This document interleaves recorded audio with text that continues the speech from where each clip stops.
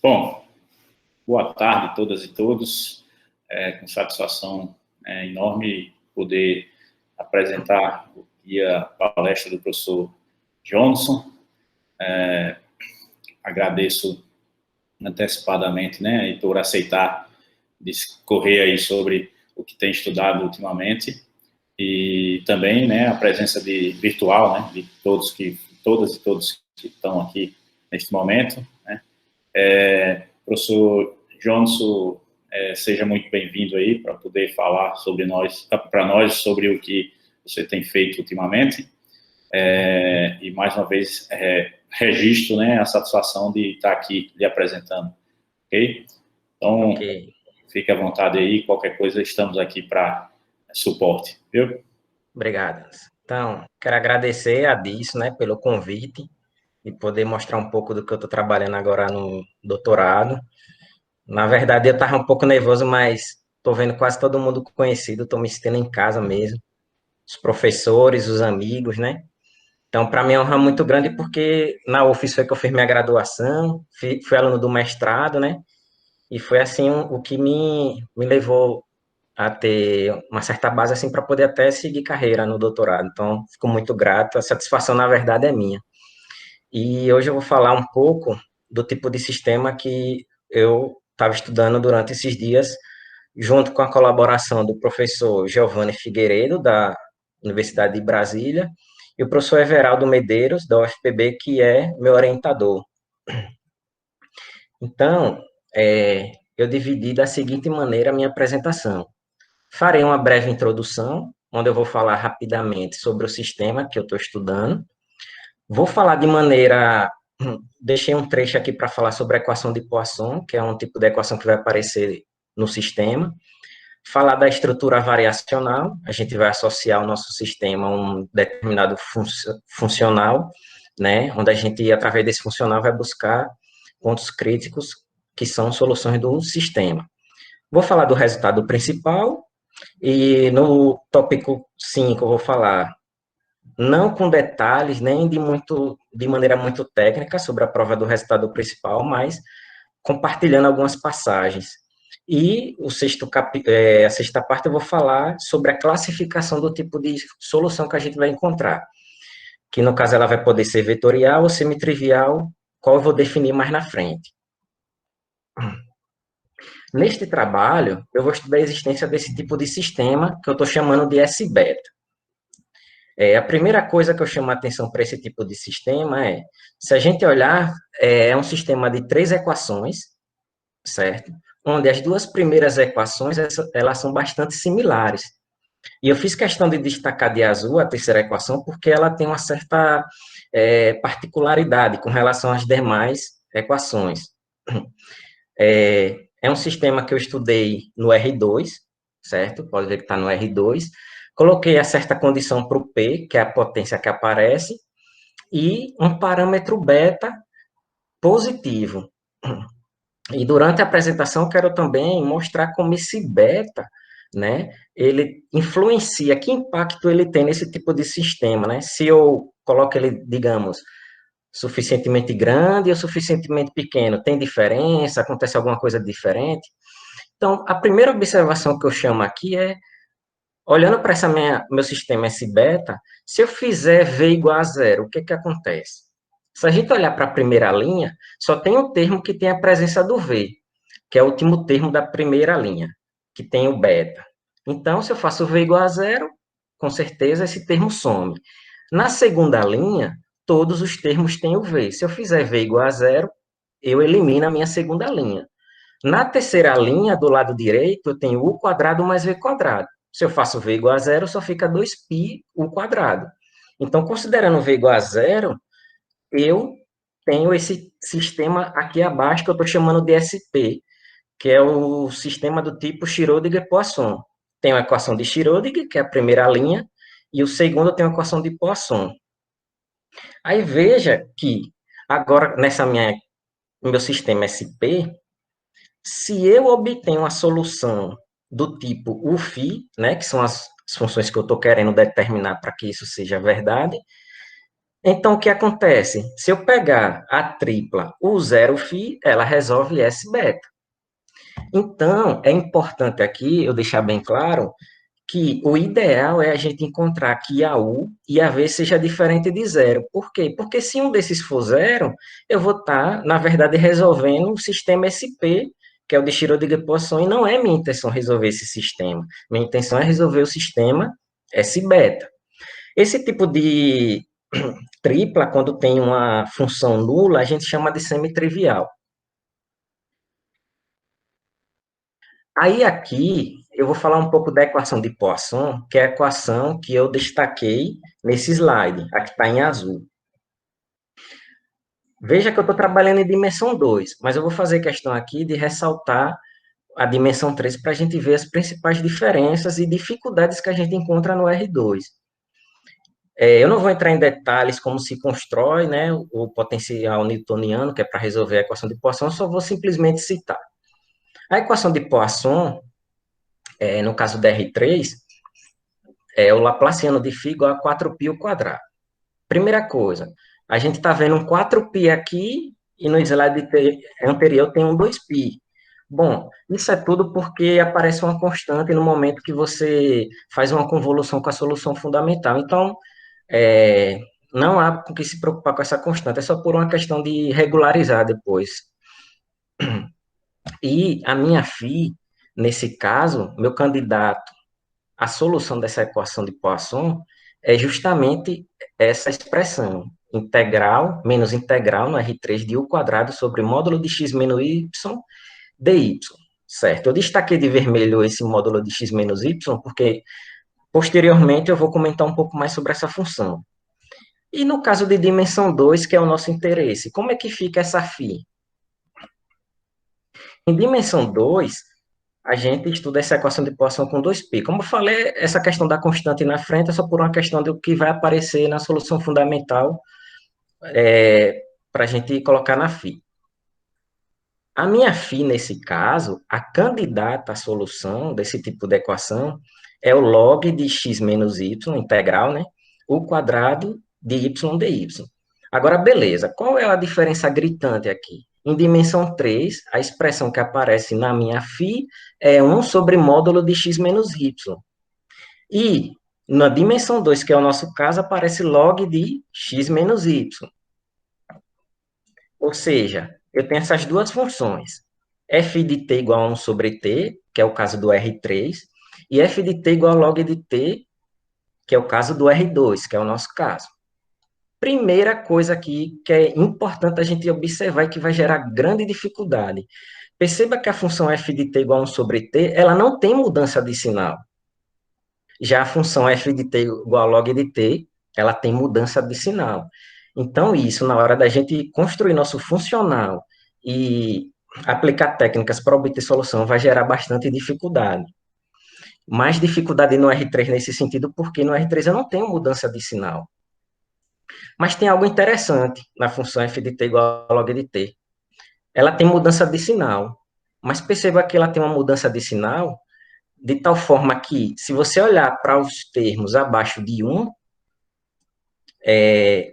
o pedaço de baixo tem um certo sinal e o pedaço de cima tem outro sinal. Então, eu posso decompor a minha função log de t em dois pedaços, onde cada pedaço tem sinal. Se eu isolar a parte de cima, tem sinal, e aí isolar a parte de baixo, tem sinal. O divisor de águas, nesse caso ali, é 1, né? Depois de 1 tem um comportamento, antes de 1 tem outro comportamento, com sinal. Isso já é um bom passo para contornar um pouco essa dificuldade da mudança de sinal. Outro detalhe aqui na função f de t igual a 1 sobre t é que no infinito ela tem decaimento. Já a função log de t ela não tem decaimento no infinito, ela vai para infinito. Então, é mais uma dificuldade que a gente vai enfrentar no caso do R2. Então, diante do que foi visto, né, o nosso candidato a ser solução da equação, que é a terceira equação do nosso sistema S beta, que eu isolei ele para estudar de maneira separada, é dada por essa expressão. O log aparecendo aí novamente, porque a gente está no R2, esse log vai surgir quando a gente fizer a convolução com a solução fundamental, e multiplicando pelo termo u quadrado mais v quadrado. Agora, quero deixar claro que aqui eu não estou dizendo ainda que essa φ é solução. Eu tenho que provar que ela é solução. Mas, né, diante do todo o estudo da equação de Poisson, ela é a candidata. Então, o que é que eu faço? Eu vou pegar meu sistema S beta e vou substituir φ por φ de UV. Aí eu vou reduzir meu sistema S beta para um sistema A beta de duas equações, certo? Então, daqui por diante, eu vou olhar somente para o sistema A beta. Por quê? Porque a ideia é obter uma UV, que é a solução desse A beta, e provar, por último, que quando eu pego a minha U, a minha V, que é a solução desse A beta, e colocar a minha φ de UV, como eu defini logo acima, ela é solução desse beta. Essa é a estratégia. Resolve o sistema auxiliar, achamos um par UV, completamos com a φ de UV para ter uma tripla, que é a solução do S beta. Beleza. Então, primeira pergunta, já que eu vou... qual é o funcional associado ao meu sistema beta? Eu tenho uma expressão um pouco grande aqui, mas é mais para a gente visualizar e ver o que de cara a gente pode concluir. Por exemplo, essa minha primeira expressão, meio de u quadrado na norma em HU, mais v quadrado na norma em H1, eu consigo garantir que ela está bem definida, basta tomar o meu funcional I beta no cartesiano do H1 com H1. Aí eu já garanto que esse pedaço é finito. Esse outro pedaço de baixo aqui, que tem o menos 1 sobre 2p, aí aparece nesse parênteses. A norma de 1 em L2p, eu consigo usando imersão, porque o H1 vai estar imerso nesse tipo de espaço no L2p. Aí, bem assim, a norma de V em L2p, conta da imersão em H1, está bem definida. Então, até o momento que eu estou comentando, a gente ainda não tem dificuldade para garantir que o meu funcional está bem definido. Aí tem essa expressão aqui, 2 beta integral de UV elevado a P. A gente aplica uma Hilde, né? E da Hilde a gente vai obter dois termos, que a gente também conclui que está bem definido usando imersão do H1. Então, se eu definisse meu funcional no H1, cartesiano H1, até o momento esses termos estariam bem definidos. Qual é a grande questão aqui? A pergunta é, e esse termo V aplicado em UV está bem definido em H1? Onde esse V de UV é justamente a expressão que aparece com log. No caso, eu errei aqui a digitação, na verdade, a pergunta é se o I beta está bem definido em H1, cartesiano H1, né? Porque ele pega um par. Certo. Então, vamos ver se em H1 é suficiente. Cartesiano H1. Bom, a gente tem essa desigualdade elementar do log, que a gente decompõe um log nessa desigualdade com três termos, onde o primeiro termo é 1 sobre x menos y, o segundo termo é log de 1 mais x, e o terceiro termo é log de 1 mais y. Então, eu posso reescrever, né, posso estimar meu V como um J1 mais J2 mais J3. Onde esse J1, eu só fiz colocar aquele termo ali que aparece na desigualdade, 1 sobre x menos y. E os demais, um aparece log de 1 mais módulo de x e log de 1 mais módulo de y. Veja que meu J de 1, ele aparece justamente o termo que aparece lá na minha FI do R3. Então, a priori, ele não terá tanta dificuldade. O mais complicado aqui vai ser o J2 e o J3. Aí é onde eu vou usar essa proposição 1, que é uma desigualdade do tipo Hard, Liroud e Sobolev, né? Eu não quero, apesar de muitas informações, né, vamos focar justamente no que nos interessa. Olha o meu J1 de V. Vamos comparar ele com essa integral dupla aí, g de y, h de x sobre x menos y elevado a mi dy de x. Veja que esse termo se parece muito com o meu J de 1. Primeira coisa, Aqui tem módulo de x menos y elevado a mi. Mas qual é a condição sobre o mi na minha proposição? Que mi esteja entre 0 e 2. E o mi no j de 1 é 1. 1 está entre 0 e 2. Então faz sentido eu aplicar. Outra coisa, eu tenho duas funções. Uma g, que depende de y, e outra h, que depende de x. Em azul, eu coloquei a função que depende de y. Então, ela é minha g. Em verde, eu coloquei a minha função que depende de x. Então, ela é minha h. Nesse caso, g é igual a h. Então, eu substituo nas condições o valor de mi. Como g é igual a h, dá para encontrar os valores de SR. Mas, enfim, o que eu quero chamar a atenção nesse momento é que até esse momento eu não tive necessidade de pensar em um outro espaço, porque o H não resolve isso daqui. Quando eu fizer a estimativa aqui, é só usar a imersão, que o lado direito dessa desigualdade da proposição vai atender as condições para se ter imersão. Agora vamos para o J2 e o J3. Meu J2 de UV, eu tenho integral dupla. Só que essa integral dupla, eu coloquei entre colchetes a integral de dentro. Só que a integral de dentro, eu estou fazendo em relação a y. Eu fiz questão de destacar em vermelho. Agora, veja só. Se eu estou integrando em relação a y, o que não depender de y, no caso depender de x, sai dessa integral, que é quem? Log de 1 mais módulo de x, é visto como uma constante nessa integral. O quadrado de x mais v quadrado de x dependem de x, se não depende de y, então também é visto como uma constante, eu arrasto para fora dessa integral de dentro, né? E quando eu arrastar eles, vai ficar o quê? O quadrado mais v quadrado. Mas essa integral, nesse termo, dá justamente a norma de 1 em L2 e a norma de v em L2. Lembrando, se u e v ambos estiverem em H1, com certeza eles estão em L2. Só que essa norma de U e a norma de V, eu estou integrando agora em relação a X, essas normas são constantes. Então, ela sai da integral.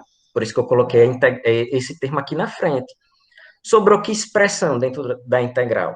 Log de 1 mais módulo de x, U quadrado de x, mais V quadrado de x dx. Aí a pergunta é, se U e V estiverem em H1, eu garanto que essa integral é finita? Provavelmente não. Então, a gente precisa impor uma condição aí. Qual é a condição? Para que J2 de UV esteja bem definido, que justamente essa expressão aí que ficou dentro da integral seja finita. Ou seja, a integral de log de 1 mais x, o quadrado de x dx, e o log de 1 mais x, v quadrado de x dx, sejam finitos. Então, de maneira intuitiva, através dessa conta, somos levados a definir um subespaço de H1 que cumpra essa condição para a gente. Então, nós vamos definir o seguinte subespaço de H1. Eu vou tomar W como sendo os elementos de H1, de tal forma que ele cumpra a seguinte condição. Integral do log de 1 mais módulo de x, o quadrado de x, seja finito, que é o que eu preciso para meu J2 ser finito. Mas tem um detalhe. Para eu definir esse espaço, eu preciso também definir uma norma dele, que é justamente a norma do H1 somada com esse pedaço que aparece na condição do meu espaço. Então, naturalmente, temos a imersão de W em H1. Então, temos que ter cuidado daqui para frente, que estamos trabalhando com duas normas. A norma em H1 e essa norma em W, que é a norma de H1 mais um termo, né, não negativo, que tem um log. Então, eu vou sempre usar essa notação com W, o índice W, para a gente não se confundir, já que estamos trabalhando com duas normas. Então, aqui é o resultado principal, né? Assumindo que P é maior que 2, para todo beta, o nosso sistema A, lembrando que o meu sistema é o auxiliar, ele é formado só por duas equações, admite solução não trivial com energia mínima, né? Essa notação W-rad, na verdade, são as funções de W que são radiais. Por quê? Porque eu vou usar compacidade, eu só tenho compacidade nas radiais. Com o IV não negativo, satisfazendo as seguintes condições. Veja que no item I, eu estou dizendo que para beta maior que um certo número, que é 2 elevado a p menos 1, o par que eu encontro é uma solução vetorial. Mas o que é uma solução vetorial? É uma solução onde ambos os termos desse par são diferentes de zero. E no item 2, para beta suficientemente pequena, a solução é semitrivial, ou seja, uma ou outro elemento desse par é nulo. Então, o beta tem uma grande influência no meu sistema, porque ele vai ser muito importante para classificar esse tipo de solução. E, por fim, né, a gente pega esse UV e completa com a minha feed UV, ela vai ser uma solução fraca do sistema, esse beta, que é o meu objetivo. Para prova, vamos usar uma técnica de minimização na variedade NERRAR associada ao funcional e beta, definido dessa maneira, minha variedade, que é a derivada, são os pares que estão no WRAD e não nulos, de tal forma que ele cumpre uma condição de gama beta de UV igual a zero. Mas quem esse gama beta é a maneira tradicional mesmo de definir a variedade. É o I' de beta, o V, aplicado nele mesmo. Que tem essa expressão, mas vamos focar agora nos passos e não em todos os termos. Agora eu vou falar um pouco aqui sobre os passos para a gente garantir a existência de solução não trivial.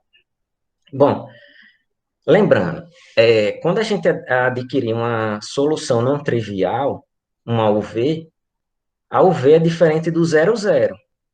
Ou seja, U é não nula ou V é não nula.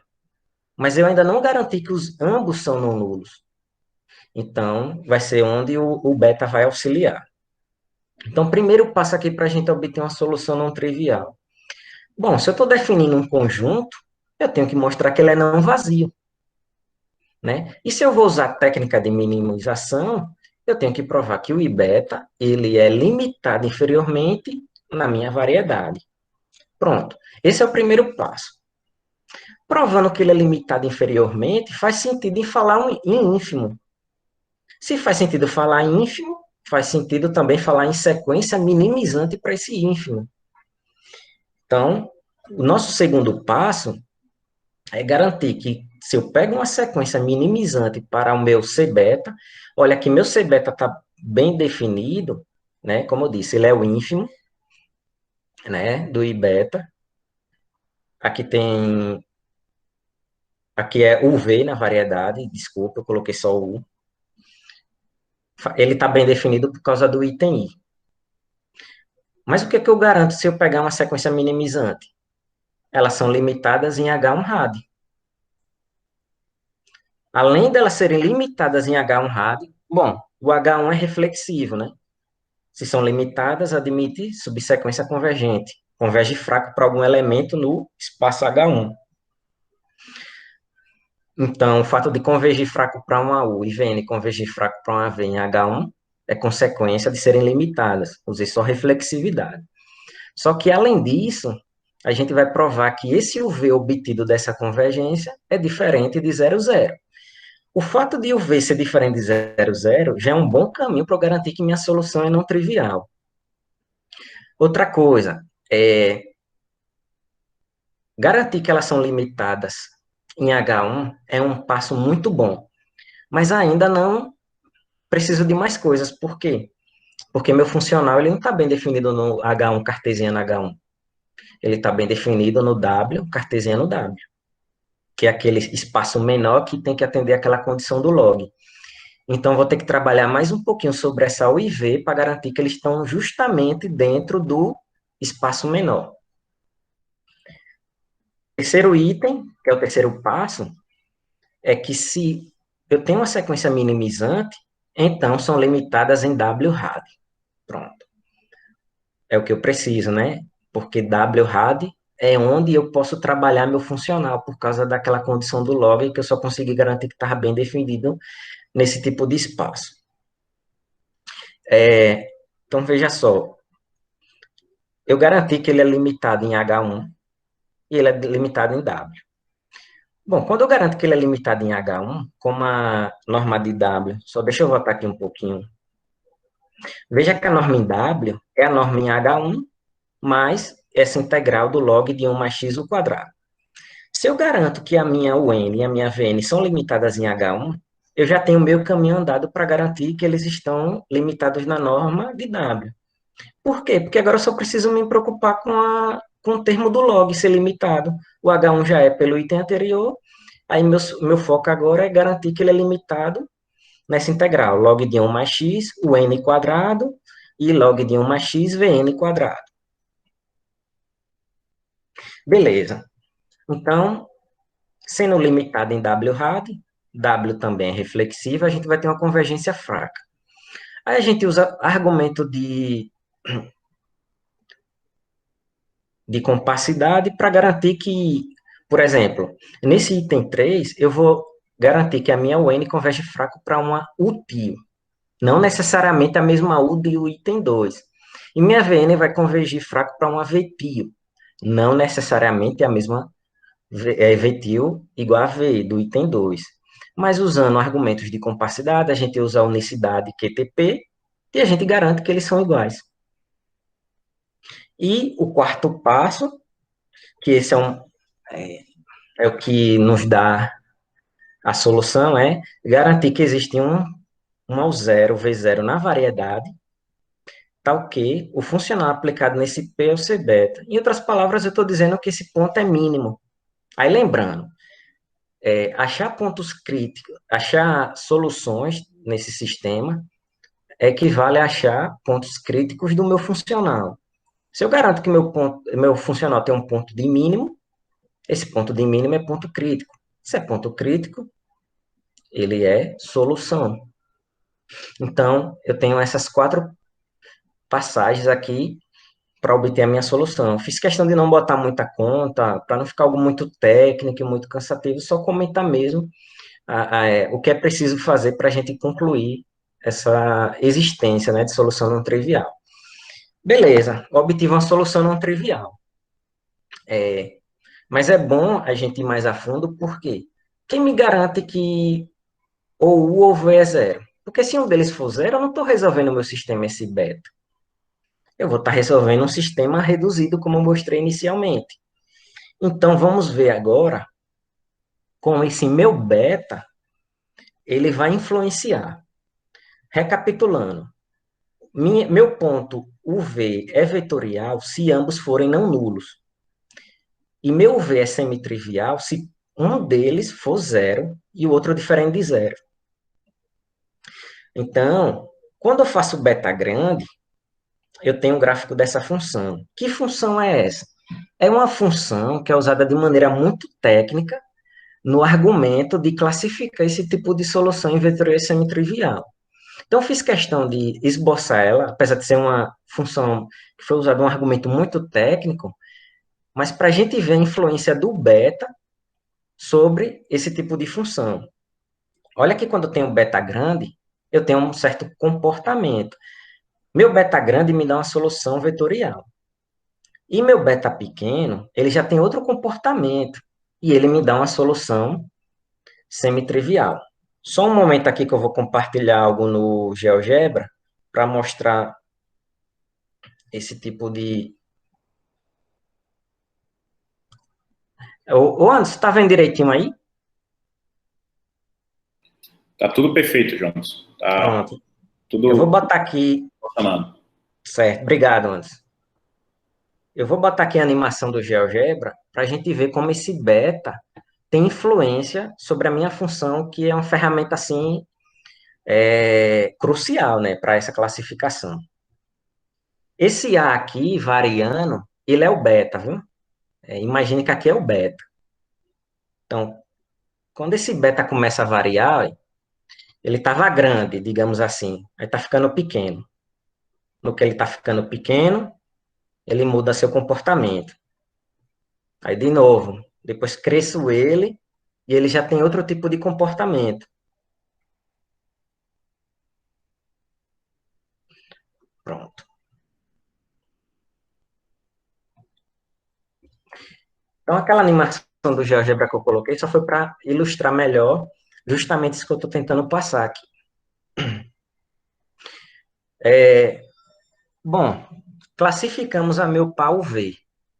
E agora só falta garantir que minha UV e a minha Φ resolvem nosso sistema principal. Deixa eu só voltar aqui um pouco para ficar melhor. Lembrando, meu objetivo desde o início é resolver o sistema S-beta. Eu encontrei o V que satisfazem as duas primeiras equações. E agora só falta resolver a terceira. Aí como é que eu resolvo a terceira? Bom, eu obtenho uma certa regularidade na minha U, na minha V, e uso argumento usado no próprio livro do Trunniger para garantir que a minha φ, com essa cara aqui, de fato é a solução da equação de Poisson. Então, qual é a dificuldade para garantir que a φ é solução? É só regularizar o V, foi, acho que a parte um pouco mais delicada, regularizar, elas são C2 no caso. Usamos um resultado clássico do livro do Trunniger e garantimos que, de fato, essa φ resolve mesmo essa terceira equação aqui. Laplaciano de φ igual a 2π o quadrado mais v quadrado. Pronto. Minha parada aqui. Bom, aqui estão algumas referências. Eu faço questão de destacar essa segunda referência, que foi da Liliane, né, que, inclusive, eles submeteram recentemente. A Liliane, professora da Universidade de Brasília, ela apresentou uma palestra no FPB. Ela fez esse tipo de problema no caso R3. E eu faço questão de ressaltar aqui, por experiência própria, a importância da gente estar até atento às palestras, né? Porque depois que a gente assistiu essa palestra, até o professor Everaldo comentou comigo que era possível a gente adaptar para o caso N igual a 2. Então, por causa de uma palestra que a gente assistiu com a ideia que o professor sugeriu, a gente conseguiu fazer esse trabalho e submetemos, e hoje estou apresentando aqui para vocês. Então, ela fez no caso R3, foi um trabalho muito bom. E é isso. Obrigado pela atenção de vocês.